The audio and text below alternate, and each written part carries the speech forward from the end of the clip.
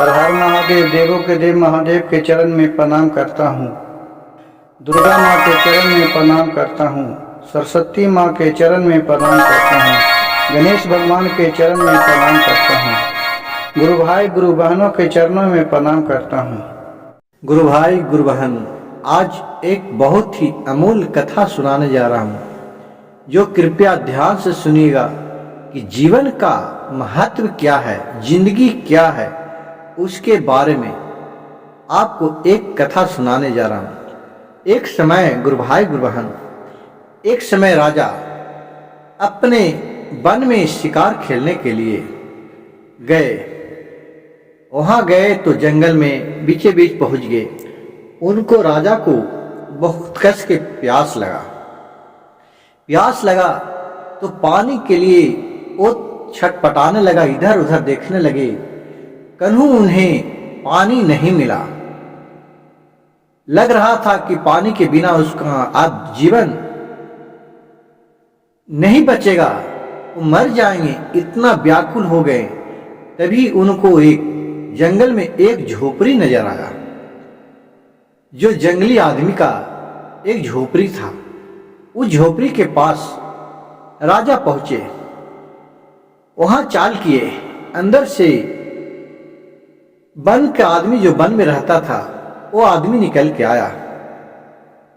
ये राजा को देखकर दंडवत प्रणाम किए और बोला कि हाँ साहब, बोलिए क्या बात है, कैसे आपका सेवा करूं। राजा बोला, भाई हमें कुछ नहीं, तुम एक लोटा जल पिया दो, पानी पिया दो। अब लगता है मुझे बहुत कस के प्यास लगा हुआ है। उसे अंदर से एक लोटा पानी लाए और बैठने के लिए आसन लगाया और उस पर राजा को बैठाया और पानी पियाया। और फिर राजा से बोला, राजन कुछ खा पी लीजिए। राजा बोले कि नहीं नहीं, कोई बात नहीं है, मेरे को बहुत प्यास लगा था। लेकिन वो जो जंगली आदमी था, वो पेड़ फल फूल अपने घर में जंगल से लाता था खाने पीने के लिए। वो लाके राजा को दिया। राजा खा के और उसका बात विचार पर बहुत प्रसन्न हुए। राजा कहें कि हम तुम्हारे हिसाब से अब कुछ देना चाहता हूं, वो तुम ले लो। बोला कि क्या देना चाहते हैं भगवान। कहा कि आप ही का हिसाब से मैं देता हूं। वो एक जंगल का 45 एकड़ में बाग था।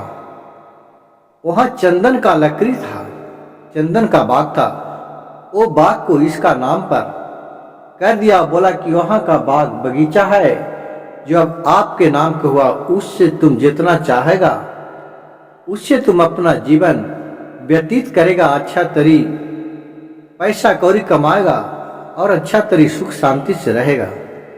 और वो अपने उतना दान में देकर राजा अपने महल की तरफ चला गया। गुरु भाई गुरु बहन, देखिए, एक तो बेचारा जंगल में रहने वाला जंगली आदमी था, क्या जाने पेड़ पौधा का महत्व क्या होता है।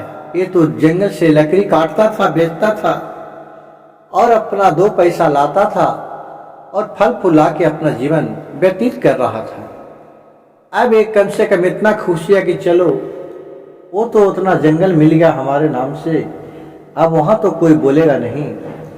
अब चलते हैं, करूं तो क्या करूं उस जंगल को। अब देखिए क्या किया कि गया। फिर अब सोचा कि कैसे इसको करूं, तो वो काट के और फिर उसको कोयला बना दिया जला के, और कोयला को ले जाकर बाजार में नित्य दिन बेचता था। और फिर वहां से जो भी पैसा मिलता था, उसे फिर लाके घर अपना खाना पीना खाता था, बाल बच्चे को अपना रखता था, गुजर बसर कर रहा था। गुरु भाई गुरु बहन, उसको मालूम नहीं था ये चंदन का लकड़ी है, इसका महत्व क्या होता है।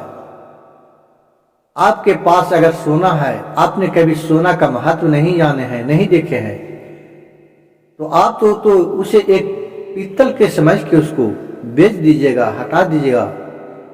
जिसको जाहरी लोग ही समझ पाता है कि इसका महत्व क्या होता है, उसी तरह उसको कोई मालूम नहीं था कि चंदन का महत्व क्या होता है। उसी करते करते उसका सारी लकड़ी बिकने ही वाला था, केवल 4 गो पेड़ बच गया था और आ गया बरसात का समय। अब पानी पड़ने लगा। अब सोचा कि यार खाऊंगा कैसे, रोज तो कोयला को जला के बेच देता था, लकड़ी को जला के कोयला, उससे पैसा होता था तो बाजार से राशन पानी लेके चले आता था। फिर सोचा कि अच्छा क्या करूं, चलता हूं, आज नहीं है तो इसको लकड़ी को टहनी को ही काट के, डार को काट के ले जाता हूं, थोड़ा कम ही पैसा मिलेगा, जो मिलेगा उसी में से लाऊंगा। एक दिन वो टहनी को काट के फिर बाजार में ले गया। बाजार से लेकर बेचने गया तो वहाँ बहुत से जाहरी लोग थे। वहाँ देख रहे हैं कि ये तो चंदन का लकड़ी लेके आया है। वहाँ बहुत सा व्यापारी लोग पहुँच गए और इससे बोलने लगे, बाबू ये तुमने तो आज बहुत कीमती लकड़ी लाया है, तुम बोलो कितना पैसा चाहिए। उसको देखते देखते मुंह मांगी से भी ज्यादा पैसा धन कमा लिया।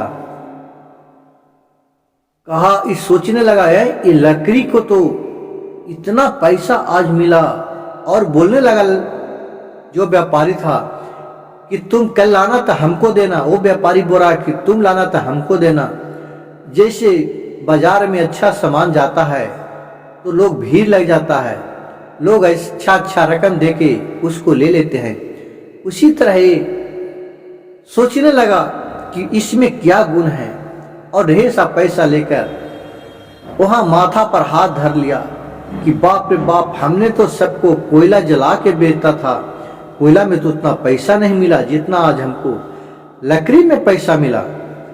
अब वो अपने घर के तरह आकर के और रोने लगा, माथा पर हाथ धर के रो रहा था।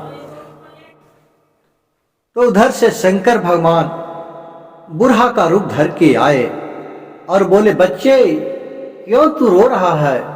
कहा, क्या करूं बाबा, हमें तो राजा ने यह बाग दिए थे और बोले थे कि लो इससे तुम अपना जीवन गुजारा अच्छा तरीके करना, लेकिन हमने तो सब लकड़ी को काट के और कोयला बना को बेच दिया, जिससे हमको अच्छा रकम नहीं मिला। लेकिन आज मैं बिना कोयला बनाए ही लकड़ी ले जाकर बेचा, हमको तो बहुत पैसा मिला। और सब व्यापारी बोलने लगा कि हमें दे देना, कल आना था हमें दे देना।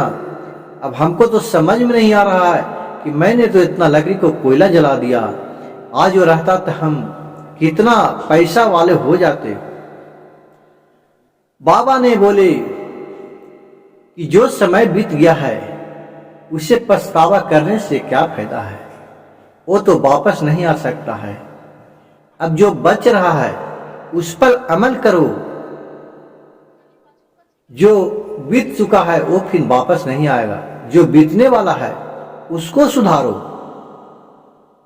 और भी बाबा ने बोले उस सन्यासी, उस जंगली से कि तुम नहीं, इस दुनिया में सारे लोग मूर्ख हैं, बहुत सा मूर्ख है। जिस तरह तूने चंदन को, लकड़ी को कोयला बना दिया और इस पर पश्चाताप कर रहा है, जो समय चल गया उस पर पश्चाताप नहीं करना। जो समय बच रहा है अब उसका नीचे से लेके चलो और उसी में संतोष करो, भगवान का भजन करो, कीर्तन करो, ध्यान रखो, सब आपको भोलेनाथ ही पूरा करेंगे। जब से वो जो थे जंगली, वो हर दिन भोलेनाथ को नाम लेते थे सुबह उठ के, और उसी से अपना कारोबार बढ़ाए और एक दिन जाके बहुत सुख शांति से रहने लगे। और फिर से बाग को उजागर किए, फिर से सारी जो भी पेड़ काटे थे उसमें पानी डालने लगे और फिर से लकड़ी तैयार हो गया। इसी तरह गुरु भाई गुरु बहन, इस शरीर जो चीज है वो जो बीत गया उस पर अफसोस नहीं करना है, जो बीतने वाला है उसके बारे में सोचिए। और मेरी कहानी वीडियो अच्छा लगे तो कृपया मेरे चैनल को एक लाइक, सब्सक्राइब, शेयर जरूर कीजिएगा। कमेंट में हर हर महादेव जरूर लिखिएगा। आपको महादेव के नाम लेने मात्र से ही सभी बिगड़ा काम बन जाएगा।